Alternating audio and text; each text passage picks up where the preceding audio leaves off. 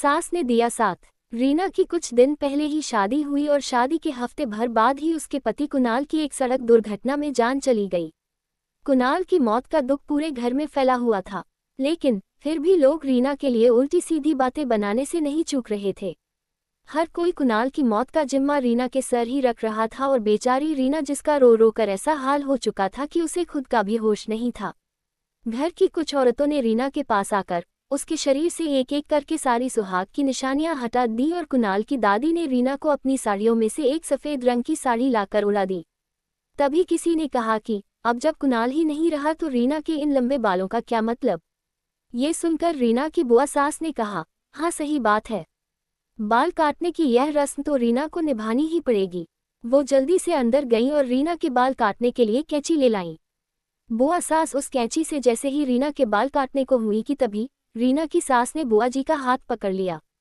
क्या कर रही हो दीदी, इस बेचारी बच्ची के बाल क्यों काट रही हो।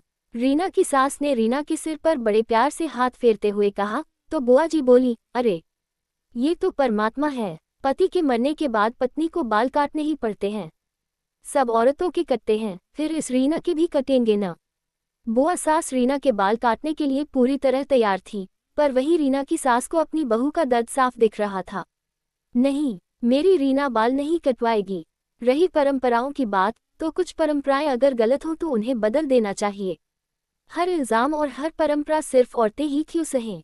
मेरा कुणाल रीना से बहुत प्यार करता था और रीना भी उसे बहुत चाहती थी। अगर आज कुणाल जिंदा होता तो वो ये सब बिल्कुल बर्दाश्त नहीं करता। मेरे बेटे कुणाल की मौत एक एक्सीडेंट है, इसमें मेरी बेटी रीना की क्या गलती। अगर किसी ने भी दोबारा रीना के बाल काटने की कोशिश की तो मैं भी अपने बाल काटकर यहीं फेंक दूंगी। रीना की सास की ये बातें सुनकर बुआ जी दंग रह गई और हाथ से कैंची छोड़ दी। अपनी सास को यूं अपना साथ देता देख रीना की आंखें पहले से ज्यादा भर आईं और वो रोते रोते अपनी सास के गले लग गई। उस वक्त रीना भले ही पूरी तरह टूटी हुई थी, पर अपनी सास का साथ पाकर उसका मन कुछ हल्का हो गया था।